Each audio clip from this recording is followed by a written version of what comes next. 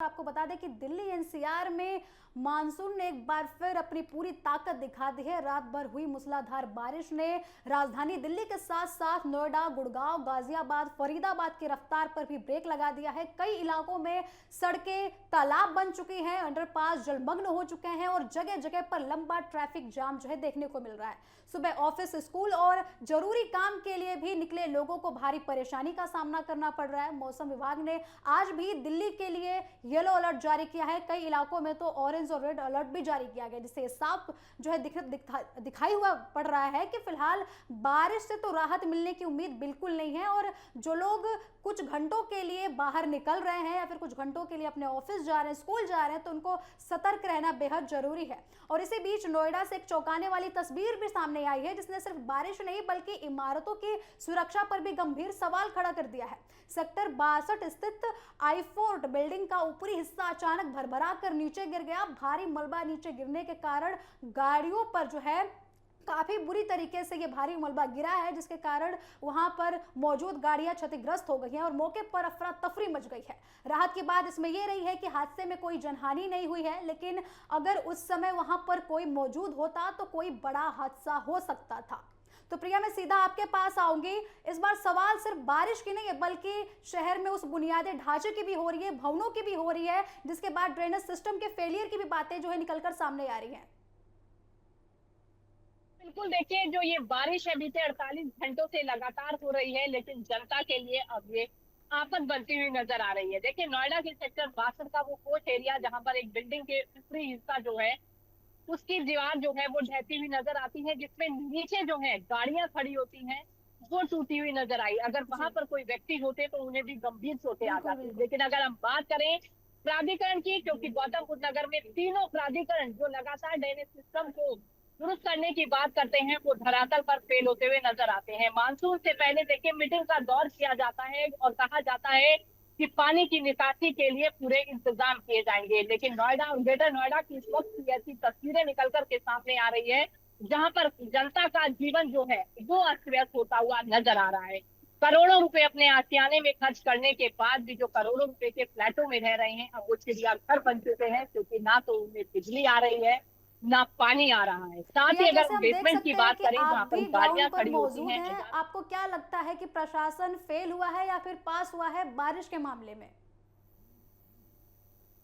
बिल्कुल देखिए साफ तौर पर अगर हम बात करें तो निकासी की बिल्कुल भी जगह आपको सड़कों पर नजर नहीं आएगी। इस वक्त भी आप तस्वीरें देख सकते हैं यहाँ पर सड़कों की, तो बारिश जो है इस वक्त भी देखिए झमाझम होती हुई नजर आ रही है। सबसे ज्यादा समस्या टू व्हीलर्स वालों को हो रही है। हालांकि अभी हम मेन रोड पर हैं, लेकिन अंदर की तस्वीरें आप देखेंगे और खास तौर पर ग्रामीण इलाकों की, तो बच्चों के स्कूल तक जाने में उन बच्चों को दिक्कत हो रही है। गाजियाबाद में डीएम के द्वारा देखिए स्कूलों की छुट्टी कर दी गई है। मेरठ में भी यही तस्वीर देखी गई।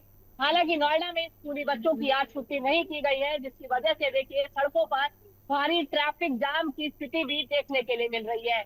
अब देखना होगा कि ये बारिश कब थमेगी, लेकिन कहीं ना कहीं ये मुसीबत जरूर बनकर आ रही है, क्योंकि अगर बेसमेंटों में पानी भर गया तो आप अंदाजा लगा सकती हैं वहां पर करंट जैसी समस्याएं भी हैं वो लोगों को बन रही है। वहां पर सिक्योरिटी लगाई गई है ताकि कोई भी व्यक्ति अंदर ना जाए, क्योंकि कोई भी बड़ी घटना हो सकती है। साथ ही जो आशियाने खरीदते हैं ऊंचे ऊंचे, उनकी लिफ्ट तक में पानी गिर रहे हैं, तो आप जी, अंदाजा लगाइए कि किस तरीके से ये बारिश आफत बन रही है। लेकिन अथॉरिटी के द्वारा जो दावे किए जाते हैं धरातल पर कि करोड़ों रुपए के टेंडर पानी की निकासी और सड़कों के लिए लगाए गए हैं, लेकिन आज वो सड़कें जलमग्न होती हुई नजर आ रही हैं। अंडरपास है जहां पर नोएडा में बहुत सारे घुटनों तक पानी भर गया है। टू व्हीलर थ्री व्हीलर चलाने वालों को सबसे ज्यादा समस्याओं का सामना करना पड़ रहा है। साथ ही अगर हम बात करें तो भारी ट्रैफिक में घंटों फंस कर लोग अपने ऑफिस में पहुंच रहे हैं, क्योंकि अपने काम पे जाना भी मजबूरी इस वक्त बन चुकी है।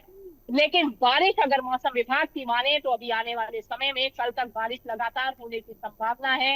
येलो अलर्ट जारी कर दिया गया है और साथ ही अपील की गई है कि जरूरी काम हो तभी अपने घरों से बाहर निकले। लेकिन हाई राइज सोसाइटियों की स्थिति भी अब बद से बदतर नजर आ रही है। अब देखना होगा कि ये मानसून की बारिश अभी लगातार कितने दिनों तक और पड़ती हुई नजर आएगी और कब जनता को राहत मिलेगी, क्योंकि गर्मी भरी उमस से जनता को राहत तो मिली है, लेकिन सड़कों पर चलना इस वक्त जनता का दुश्वार होता हुआ नजर आ रहा है। अगर आप सड़कों पर देखेंगे, जो गाड़ियां चल रही हैं वो भी हेडलाइट जला करके चल रही हैं, क्योंकि विजिबिलिटी कई जगह पर बेहद कम होती हुई नजर आ रही है। एक्सीडेंट के खतरे की संभावना ज्यादा हो जाती है, जिसकी वजह से गाड़ियों में लोग हेडलाइट जलाकर सड़कों पर निकलते हुए अभी नजर आ रहे हैं। और कई जगह पर हमने वो तस्वीरें भी देखी जहां पर जी। घंटों, लगभग 4 से 5 घंटे जनता जो है जाम में फंसी हुई नजर आई है। और आज भी मौसम विभाग की माने तो बारिश थमने का नाम नहीं लेगी, तो मौसम तो सुहावना हुआ है, लेकिन जनता के लिए ये अब आफत बनता हुआ नजर आ रहा है। जी। ठीक है प्रिया, बहुत बहुत धन्यवाद आपका हमारे साथ जुड़ने के लिए, इतनी अहम जानकारियां हमारे साथ शेयर करने के लिए। तो नोएडा में बिल्डिंग का हिस्सा गिरना केवल एक हादसा नहीं है, बल्कि सुरक्षा मानकों पर बड़ी लापरवाही की तरफ इशारा करता है। लगातार हो रही 48 से 24 घंटे की बारिश ने प्रशासन के पोल खोल दी हैं। लगातार जनजीवन प्रभावित हो रहा है, यातायात प्रभावित हो रहा है और बारिश ने लगातार कहर बरसा रखा है लोगों पर।